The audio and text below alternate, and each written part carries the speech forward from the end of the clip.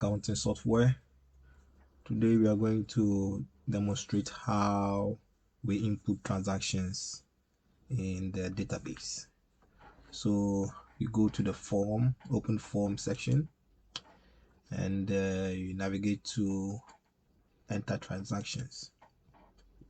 So this is the page where you can enter your details of your transaction and save it in the database. And from there it will generate reports for you. So but before you create an account, before you put in a transaction, you have to make sure that the account has already been created. So in cases where the account has already been created, like bank and cash sales, yeah, we don't need to create another account. So we do an example with an already created account, and we do another example for new accounts. So let's try with the already created accounts. So here, let's give it a date of maybe 5th of May 2016, and the reference number of AA maybe 101. Description: sold maybe no cars, but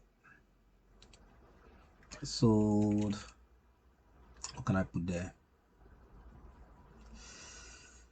tires or something like that. So this should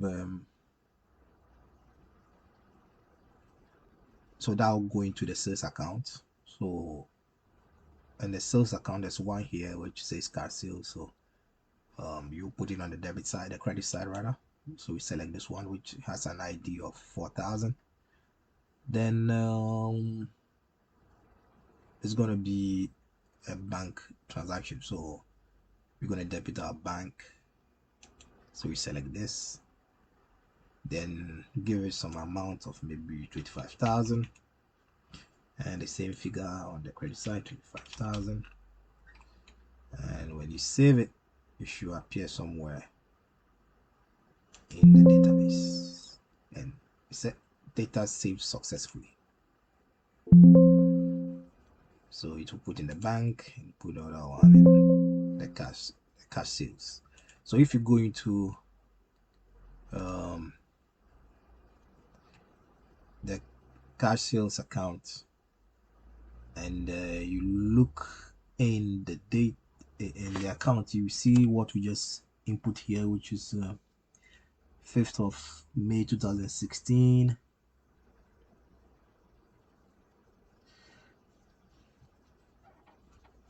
The reference number there, and the bank, the corresponding account was bank. So that's the details: sold tires and the amount of 25,000. So it's going to update the car sales account. So make sure that at the end of the month the totals are done, and the carry down figures are subtracted from the debit and the credit side to get a carry down figures, and also bring the same figure down here and add another day to it. Naturally this one should be +1. I don't know why it's gone to +2, so I'll go back and check in the code and fix it. So, and this figure will be here at the top here on row 4 to permit you to see the carry forward balance when the account becomes so huge to the extent that you have to scroll down too far to go and find it. So you don't need to do that. You can, if you want, you are in a hurry, you can just open the page and just check over here and you see the carry forward. And since sales is a credit account, so all credit accounts are going to have pink fill here. So if you see that yours is green, then it means there's an issue, because here will be the rest of this line will be pink. So cell F4 should also be pink. And once if it's not pink, that means there's something wrong. So the same also applies for a debit accounts as well. So theirs is green, and when it's pink, it means it's negative, and you have to start investigating what is the issue. And this is a button to refresh the account, so in case maybe you've just put the data in, and if you want to see it here, naturally to refresh, but you can just do it again to see, to make sure that all your data are properly calculated.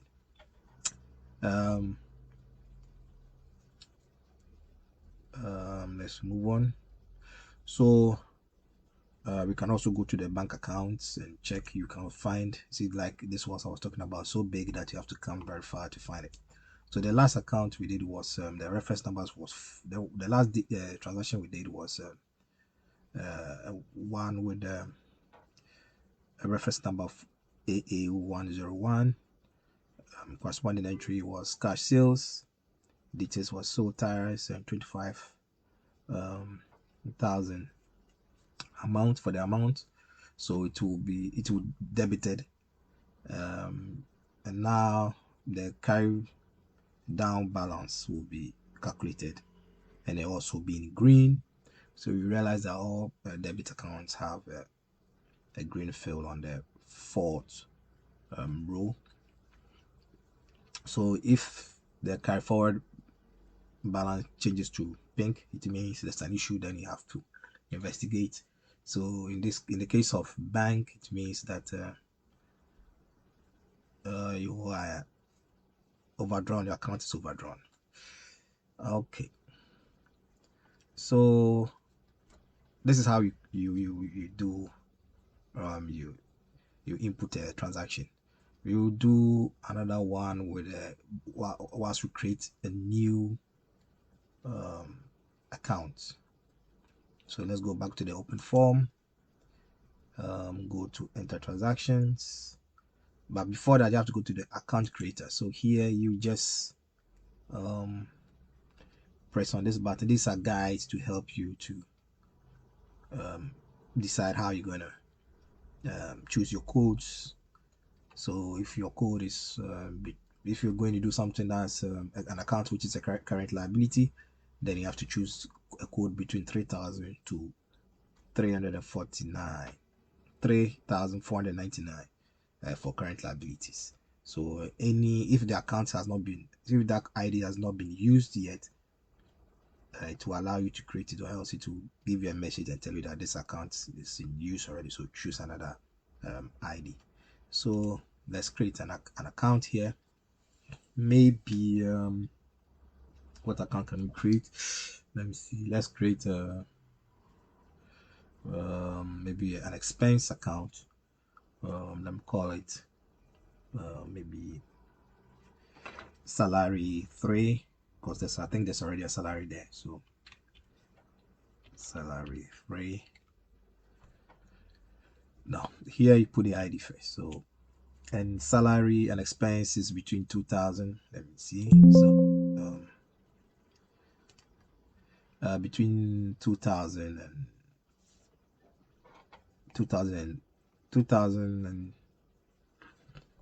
2,090, no, 2,000 and 2,999. But if you want your expenses to be arranged in a certain order, then you have to follow maybe what's already given here. So let's do something with final interest. So maybe, so that will be in 2,700 to 2,799. So we start with the ID. So I'm going to use 2,705. Click OK and call interest.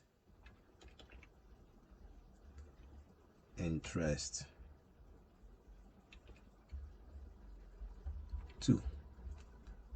Okay, so you realize that the account is being created here, just created. So there is an empty account, there's nothing yet, and because it's a debit account, so the fill is green, the color fill here is green. So let's create a second account. So let's create a second account, which is maybe a cash account. So here you create caches between 1,000. Where's cash? Let me see.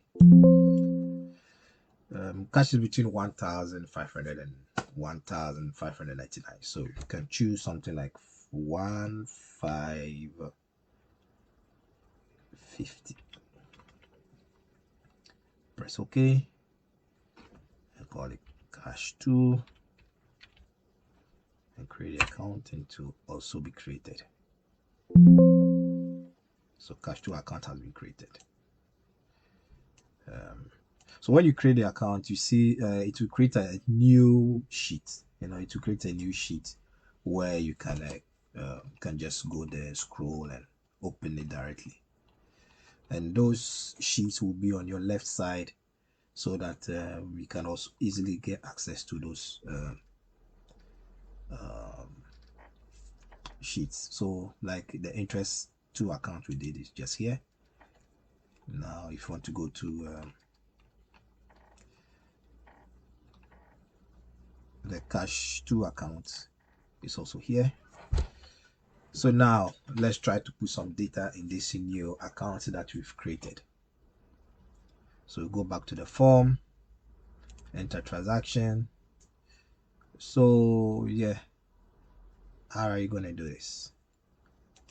Create a transaction date. Let's give it 31st August 2020. Let me give it maybe 2015, like that. Reference number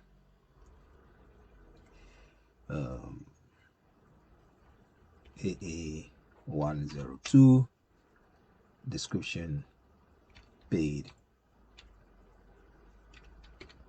Interest. So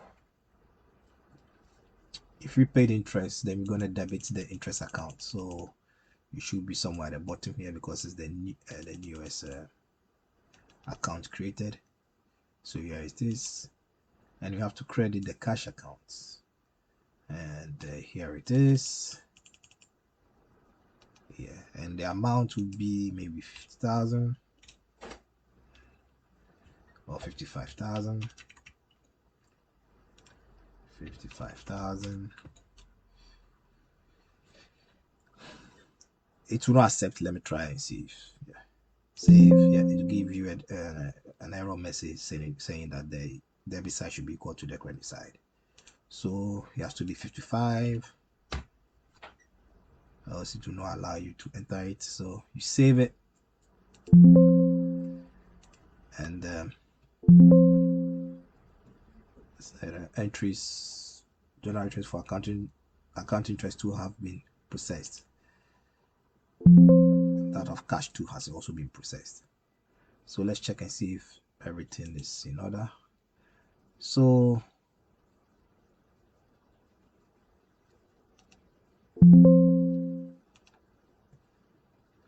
here you can see that we have a negative balance here for cash, which should be naturally have a debit balance, but now it has a credit balance. So you are turning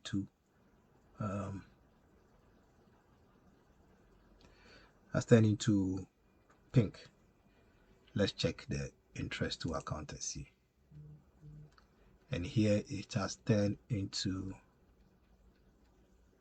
green, because it's a credit balance and it's a debit balance, and the balance is debit, so no issues here. Now, so this is how you input data. And now once you've finished inputting your data and you want to prepare reports, you just need to, once you've chosen the date range, it should be okay.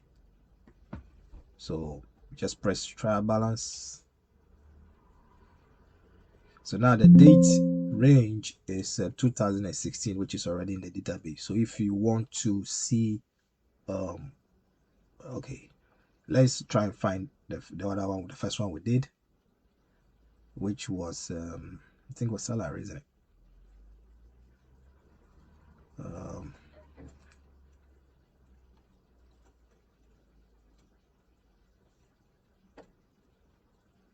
I seem to forget what account I just created. No, we put some data in the cash sales rather, so you have to go in the cash account to find it. So let's try the ones that we did for 2015. So you change the date range, which is going to be 0101 2015, end date 31st December 2015. So it will be calculating,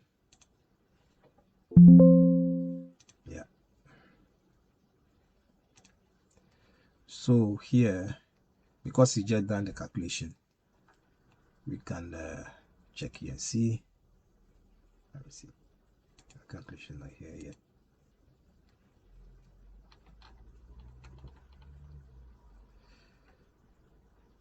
So now the calculations are done. Now see, so it has updated the data, and so the new data, the data we just created, which was AA 102 interest paid. So because we credited it, now it's giving us a negative balance, which is 55,000 here.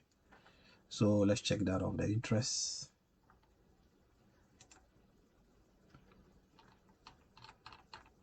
So here's the interest, and so it gives you the last month of August for the totals. Now if you check the trial balance and see if it's there for 2015, you see that interest 2 is there, and the cash 2 is also there at the bottom here,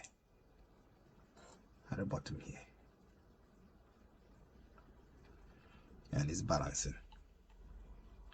So if you want the income statement, you just press income statement for 2015. Let's see, yes, interest 2, which is 55, which is going to be subtracting from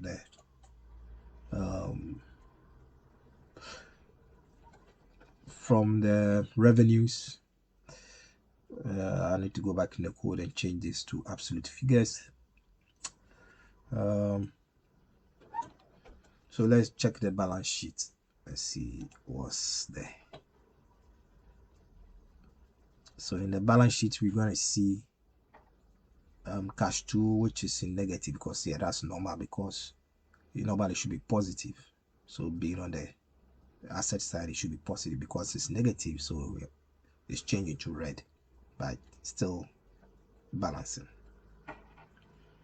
You can also check the cash flows. Let me see if is it going to affect the cash flows. Let me check and see. For 2015,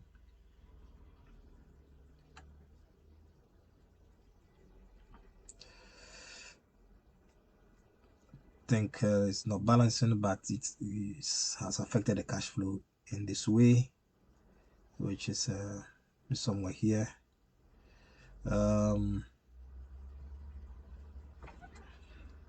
Yeah, so not to make this video too long, so I'm going to end here.